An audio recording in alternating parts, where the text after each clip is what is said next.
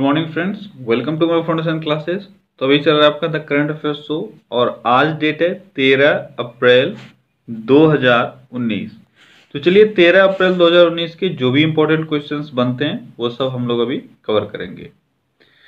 तो आज का आपका पहला क्वेश्चन है कि हाल ही में वैज्ञानिकों द्वारा किस देश में आदि मानव की नई प्रजाति के जीवाश्म खोजे गए हैं। तो किस देश में खोजे गए? ये खोजे गए फिलीपींस में। शोधकर्ताओं को एक और मानव प्रजाति के अवशेष मिले हैं। यह अवशेष फिलीपींस में पाए गए हैं जो कि 50,000 साल पुराना है। ठीक है, और अवशेष लुजान आइलैंड में मिले हैं। कहां से मिले हैं? लुजान आइलैंड से। ठीक है, लुजान आइलैंड में अवशेष मिले हैं, इसलिए इस प्रजाति का नाम होमो लुजानेसिस रखा गया है। क्या रखा गया है? होमो लुजानेसिस। होमो लुजानेसिस। तो होमो लुजानेसिस लोगों का अवशेष प्राप्त हुआ है फिलीपींस से।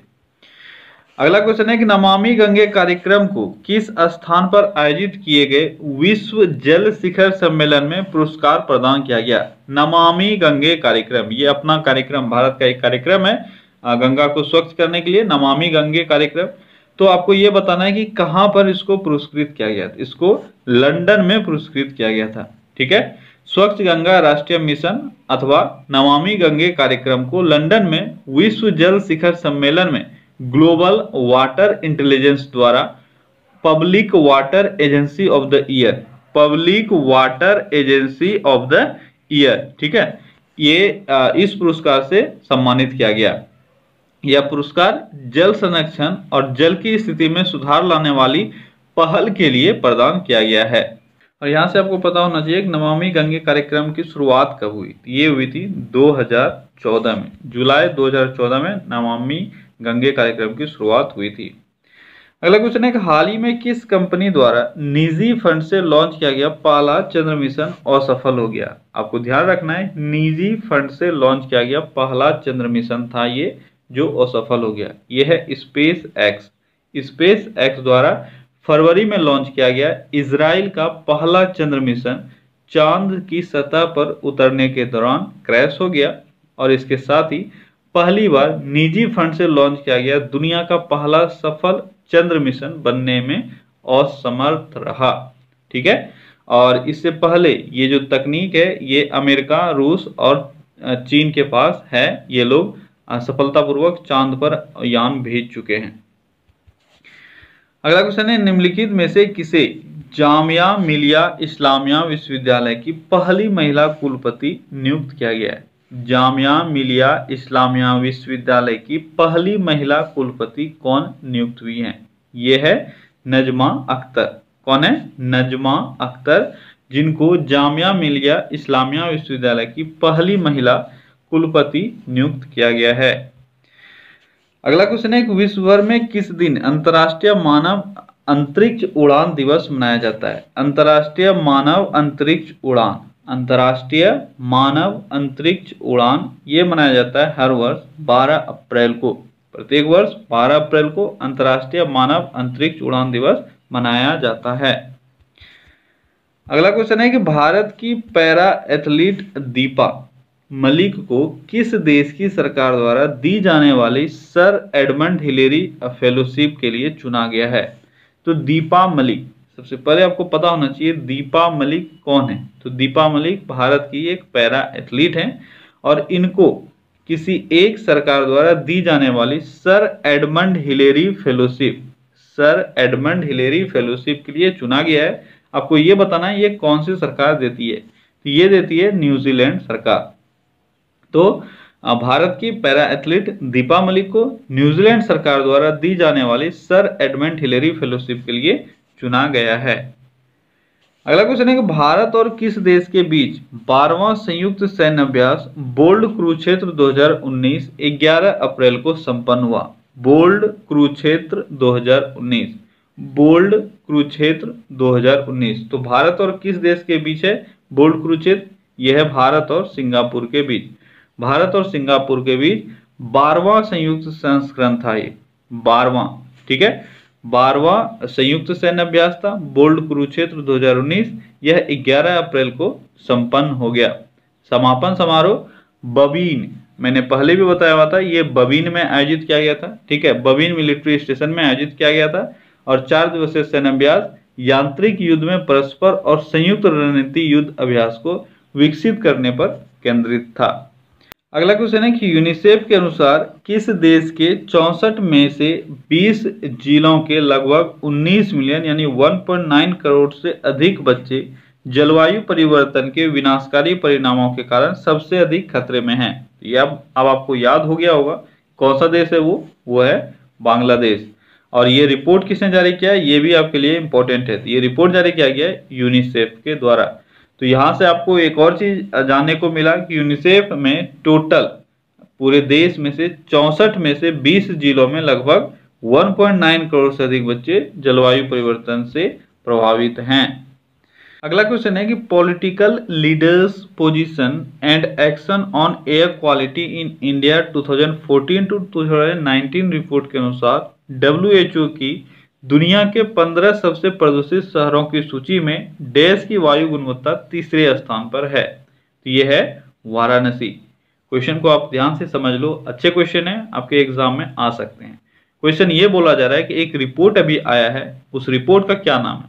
उस रिपोर्ट का नाम है political leaders position and action on air quality in India 2014 to 2019, यानी 2014 में जब से मोदी सरकार आई है तो 2019 तक, जब तक उनका कार्यकाल रहा, इसके बीच में जो पॉलिटिकल लीडर्स का एक्शन रहा और उनके अपने ही क्षेत्र में जो एयर क्वालिटी को लेकर जो भी एक्शन रहा उसको लेकर एक रिपोर्ट जारी किया गया है। ठीक है, और ये रिपोर्ट किसके द्वारा जारी किया गया है? ये किया गया है क्लाइमेट ट्रेंड्स के द्वारा।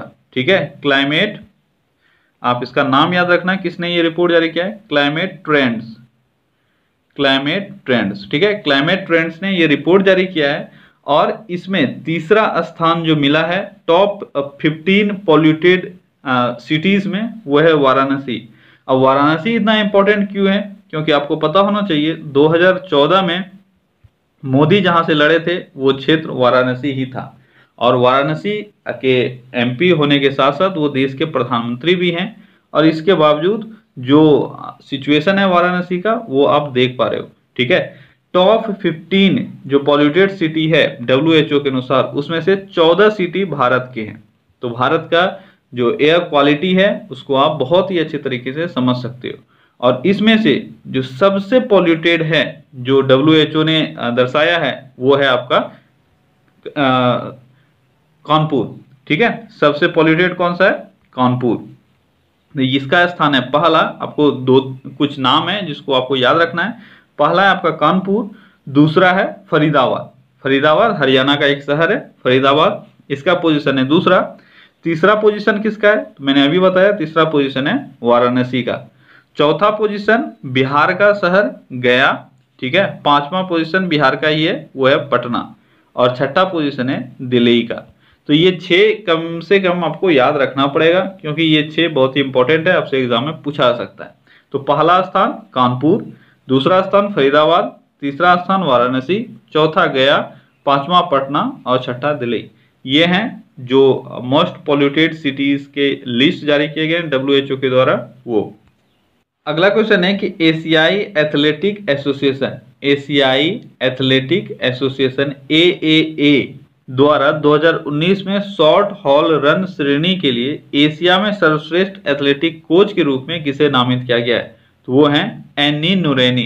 एनी नूरैनी ये इंडोनेशिया की हैं और इंडोनेशिया के एनी नूरैनी को एशियन एथलेटिक एसोसिएशन AAA द्वारा best athletic coach in Asia for short hall run category में नामित किया गया है। ठीक है, अगला क्वेश्चन है कि अबू धाबी अंतर्राष्ट्रीय पुस्तक मेला ADIBF 2019 में कौन सा देश गेस्ट ऑफ ऑनर होगा?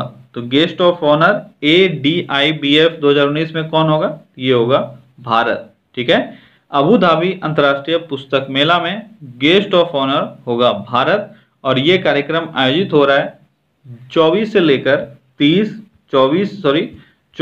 लेकर 30 अप्रैल के बीच में अबू धाबी में।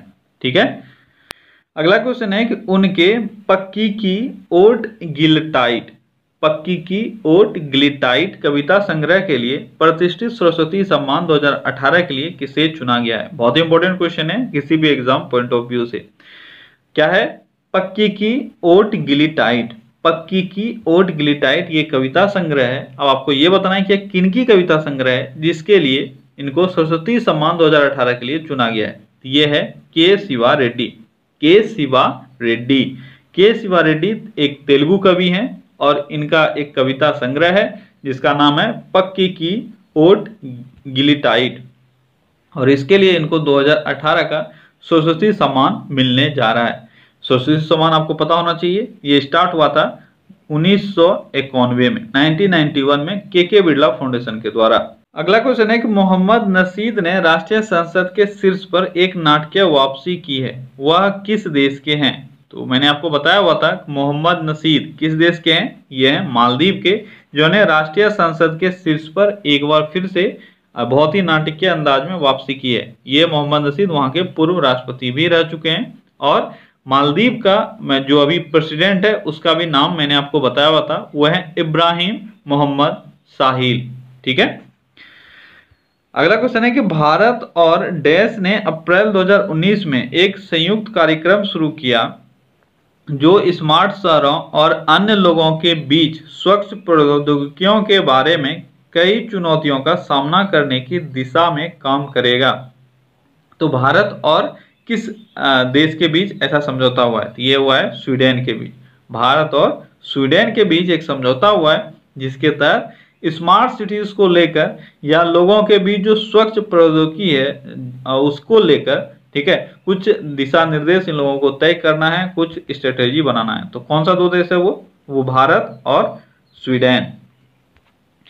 अगला क्वेश्चन है कि diary of an awesome friendly kid, diary of an awesome friendly kid, Rowley Jefferson journal पुस्तक के लेखक कौन है? तो diary of an awesome friend kid, Rowley Jefferson journal पुस्तक के लेखक कौन है? ये हैं जेफ किनिनी। जेफ किनिनी। तो जेफ किनिनी एक बहुत ही जाने माने लेखक हैं और इनका नया बुक जो है उसका क्या नाम है? Diary of an awesome friendly kid, Rowley Jefferson journal. ठीक है। 11 अप्रैल 2019 को पेंगुइन बुक्स के बच्चे के प्रिंट, पेंगुइन बुक्स आपको पता होगा कि ये बच्चों के लिए बुक्स निकालती है, इसके प्रकाशन में इन्होंने इस बुक की घोषणा की। ठीक है। अगला क्वेश्चन है कि अप्रैल 2019 में freedom of the city of London से किसे सम्मानित किया गया था? Freedom of the city of London पुरस्कार से किसको सम्मानित किया गया था अप्रैल में, या किया गया है अप्रैल में? तो ये है एलिस जी वेदन। कौन है? एलिस जी वेदन। कौन है ये एलिस जी वेदन? तो भारत के जनरल इंश्योरेंस कॉर्पोरेशन के अध्यक्ष और प्रबंध निदेशक एलिस जी वेदन को freedom of the city of London से सम्मानित किया गया है। तो ये पुरस्कार हमारे लिए इंपॉर्टेंट इसलिए हो जाता है क्योंकि जिसको सम्मानित किया गया वो एक भारतीय हैं और वह जनरल इंश्योरेंस कॉर्पोरेशन के अध्यक्ष हैं। इस कारण से आपके लिए यह इंपॉर्टेंट हो जाता है। ठीक है। उन्हें भारत और यूके के बीच जो बीमा संबंध है उसको बढ़ावा देने के लिए इस पुरस्कार से उनको सम्मानित किया गया है।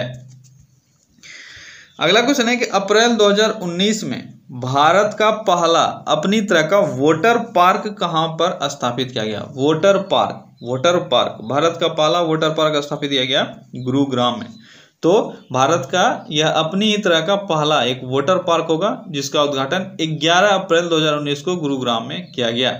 इसका उद्देश्य मतदाता जागरूकता बढ़ाना और लोगों को चुनावी प्रक्रिया के बारे में शिक्षित करना होगा। हरियाणा के मुख्य निर्वाचन अधिकारी राजीव रंजन ने विकास सदन भवन परिसर में पार्क का उद्घाटन किया। ठीक है। अगला क्वेश्चन है कि वर्तमान भारतीय लोकपाल का नाम बताएं। तो भारतीय लोकपाल का आपको नाम बताना है जो अभी वर्तमान में है। तो आपको पता है कि अभी हाल ही में लोकपाल नियुक्त हुए हैं और वो हैं पिनाकी चंद्र घोष जो भारत के पहले लोकपाल भी हैं।